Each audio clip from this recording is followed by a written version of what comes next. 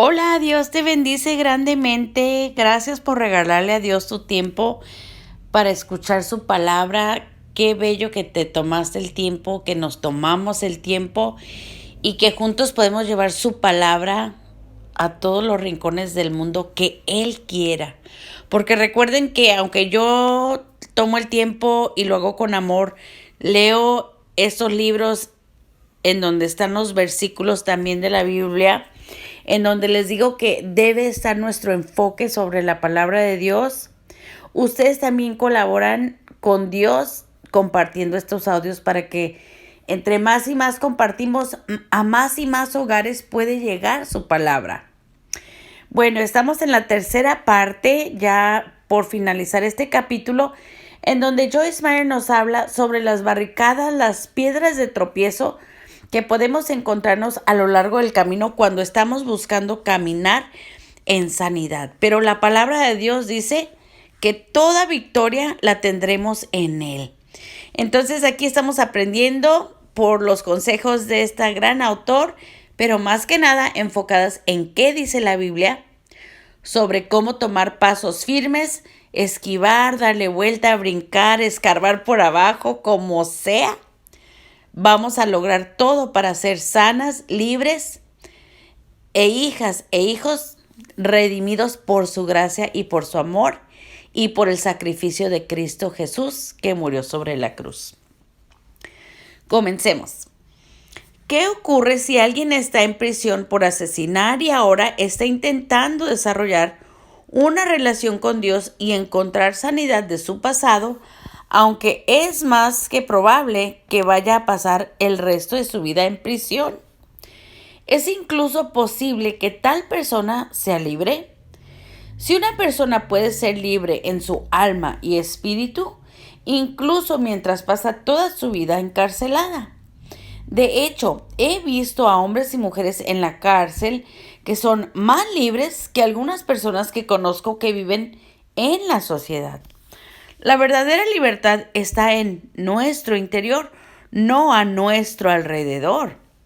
Nunca deberíamos tener miedo a enfrentar la verdad acerca de nuestro pecado, pidiendo a Dios y a las personas que hemos herido que nos perdonen. Hacerlo nunca tiene la intención de llenarnos de culpa y condenación, sino más bien de liberarnos. Entender lo mucho que Dios nos ha perdonado y la grandeza de su misericordia nos acerca más a Él. Verdaderamente, su gracia es asombrosa. Mi padre se arrepintió de su vida pecaminosa y recibió a Jesús en su corazón a los 83 años. E incluso después de todas las cosas horribles y dolorosas que me hizo a mí y a otros, puedo decir que sé con certeza que Dios lo perdonó por completo. El salmista David, un hombre que estaba extremadamente cerca de Dios, cometió adulterio y asesinato y durante un año huyó de sus acciones ignorando lo que había hecho y sus consecuencias.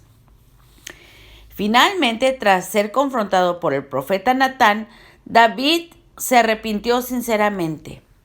Parte del arrepentimiento es enfrentar honestamente y admitir nuestras acciones y cómo han afectado a todas las personas involucradas.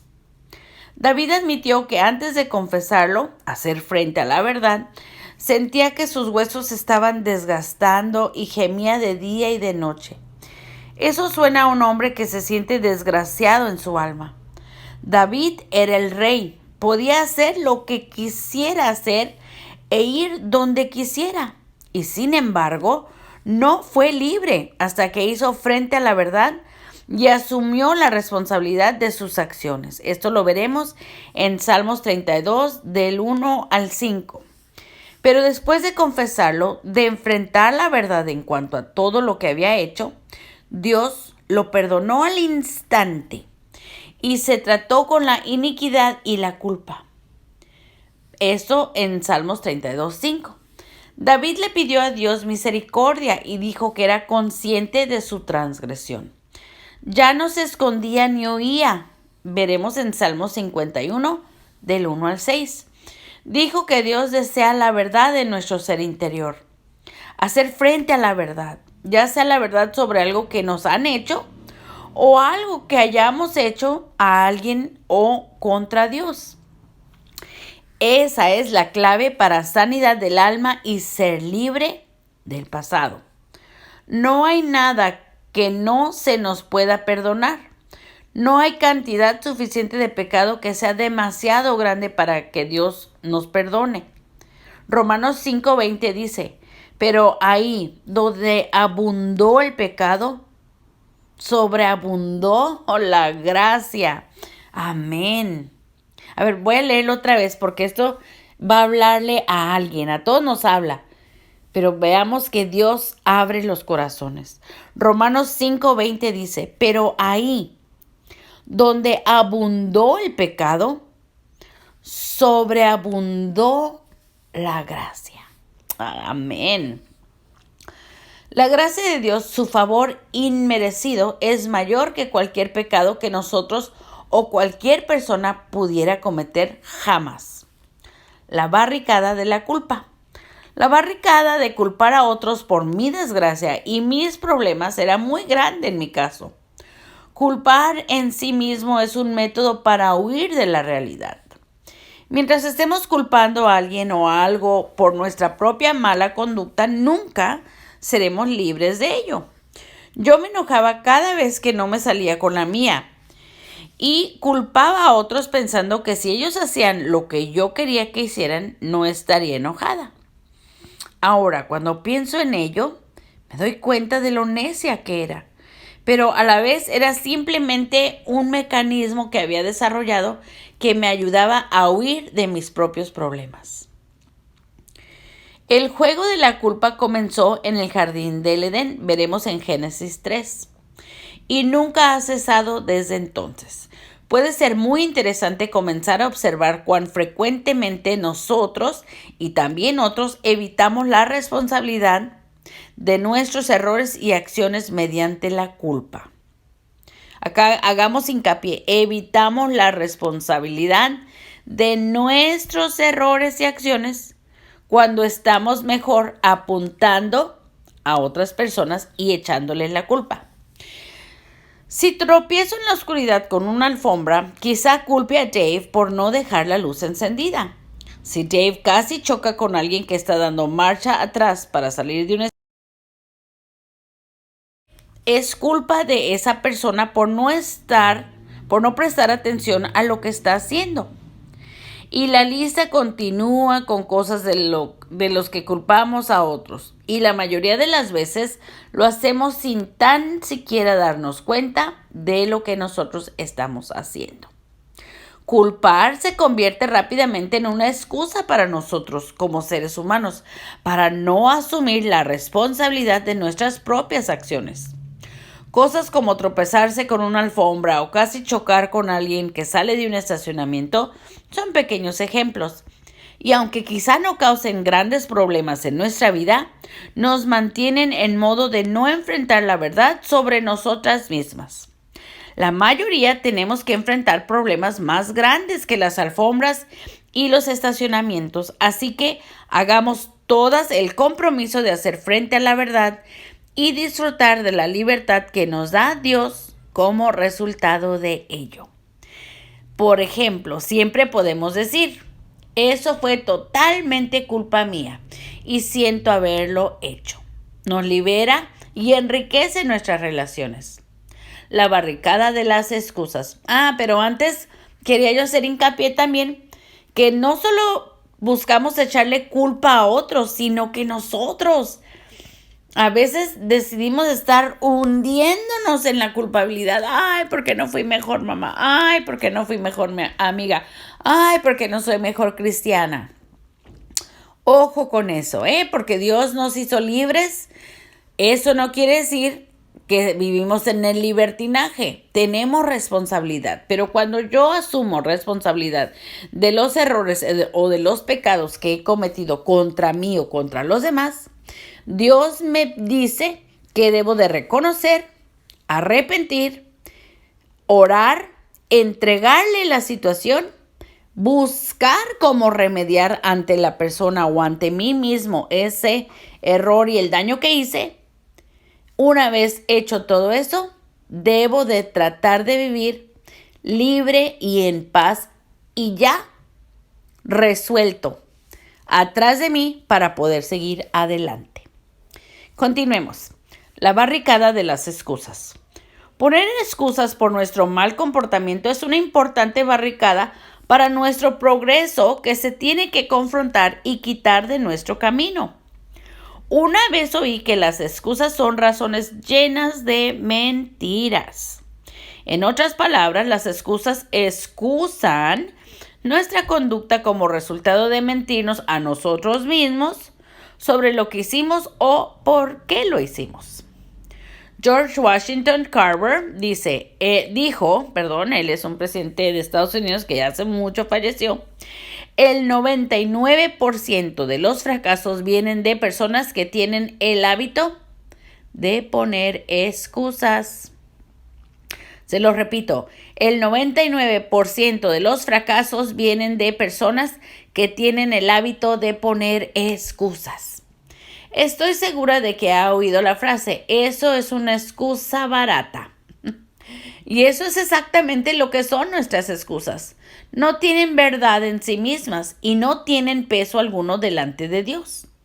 Encontraremos la verdadera libertad al aprender sencillamente a decir, lo siento y no tengo excusa por mi conducta. Cuando podemos decir eso con sinceridad, nos libera y ayuda mucho a la hora de que las personas a las que hemos herido nos perdonen. Además, que yo incluyo ahí decir, yo pido disculpa, acepto mi responsabilidad y finalizo pidiéndole a la persona que me diga cómo puedo resolver el daño que le hice. Recuerden que es importante poner el sentimiento, la palabra, junto con la acción. Las excusas que podemos pensar son interminables, pero son simplemente formas de evitar asumir la responsabilidad de nuestras acciones y hasta que hagamos eso no hay sanidad. Amén. Aquí terminamos el capítulo 15, el siguiente es la barricada de la autocompasión. Veamos qué nos dice la palabra de Dios en cuanto a este tema. Salmos 32, del 1 al 5, dice, perdonado, un poema de David. Qué afortunados son aquellos rebeldes que quienes Dios les perdona sus pecados. Qué afortunados son los que el Señor considera inocentes porque no mintieron en cuanto a sus pecados. Todos los días que seguía orando sin confesar mis pecados me debilitaba cada vez más. Dios mío, tú hacías mi vida cada día más difícil. Llegué a ser como tierra que se seca en verano, Selah. Entonces decidí confesarte todos mis pecados. No escondí ninguna de mis culpas. Decidí confesarte mis errores, Señor, y tú perdonaste todas mis culpas. Selah. Salmo 51 del 1 al 6 dice, ten compasión de mí. Canción de David cuando el profeta Natán fue a reprenderlo por haber cometido adulterio con Betsabé. Ten compasión de mí, Dios mío, conforme a tu fiel amor, conforme a tu gran misericordia, borra mis rebeliones. Lava todas mis culpas y límpiame de mi pecado. Reconozco que he sido rebelde. Siempre tengo presente mi pecado. Pequé contra ti y solo contra ti. Delante de ti hice lo que es malo. Por eso tu sentencia es justa y tu juicio es irreprochable. Yo nací culpable, mi madre me concibió pecador. Tú amas la verdad acerca de lo que se oculta y quieres que yo sea sabio en lo íntimo. Amén. Entonces, Génesis 3 es en donde vemos que hace la referencia Joyce Meyer, que la Biblia nos enseña cómo desde esos tiempos en donde comenzó el tener ese sentir de culpabilidad de remordimiento, pero más que nada es como decir, oh, he pecado, pero no estoy enfrentándolo con valentía de decir, he pecado, necesito reconocerlo y necesito reparar, sino, oh, he pecado, voy a esconderme para no tener que dar contabilidad de mi pecado. Veamos qué dice Génesis 3, del 8 al 10, en donde vemos esa referencia. En medio de un ventarrón retumbaba la voz del Señor Dios que caminaba por el jardín. Entonces, al oírlo, el hombre y la mujer se escondieron del Señor Dios entre los árboles del jardín. El Señor Dios llamó al hombre y le dijo, ¿dónde estás? El hombre le respondió, escuché que andabas por el jardín y me asusté porque estaba desnudo, entonces me escondí. Porque previamente amén, palabra de Dios, previamente Adán y Eva habían probado de la fruta prohibida, entonces su conciencia les hizo saber que tenían pecado sobre ellos mismos. Y en vez de pedir perdón humildemente y enfrentar las consecuencias, decidieron esconderse. Pero ¿saben qué? Nadie se puede esconder de Dios. Él todo ya lo sabe porque Él ya lo escribió todo. Nosotros tenemos que asumir nuestra responsabilidad y es lo que Dios espera de nosotros. Pacientemente y eternamente Él nos espera como un Padre amoroso, pero ya depende de nosotros que busquemos la valentía para enfrentar los errores y pecados que hemos cometido, tanto contra Él, contra nosotros y contra los demás. Así es de que pidamos en oración que seamos personas valientes y dispuestas a reparar el daño que hemos causado, porque todos los seres humanos hemos inadvertida o advertidamente causado algún daño que se puede reparar. Los amo grandemente y ahí terminamos esto. Les recuerdo siempre que si no han tomado la decisión de entregarle su vida a Cristo, háganlo. Solo Dios puede lavarte y hacerte sentir libre de tu pecado y de tus errores. Eso no quiere decir que nunca te vas a volver a equivocar o que nunca alguien va a pecar contra ti siendo ya cristiano. La Biblia nos dice que todos vamos a continuar con situaciones de adversidad porque es parte de vivir en el planeta Tierra hasta que vuelva Dios. Pero puede ser una oración sencilla cuando decidas entregarle tu vida. Puede ser algo como, Cristo, estoy aquí humildemente reconociendo que soy pecador. Te pido, Señor, que hagas de mí un instrumento nuevo, que vea yo todo lo que tú quieres que sea. Me comprometo públicamente a amarte, a reconocerte como mi Salvador, mi Redentor y el único que me puede dar libertad de mis pecados. Agradezco todo lo que me das, Señor, y todo lo que no me das porque es lo que me hace bien. Gracias, Padre, por haber enviado a tu Hijo a morir sobre la cruz para pagar mis pecados y solo tú me puedes dar la vida eterna. Te pido que hagas una persona nueva de mí en el Hijo de Cristo Jesús. Amén.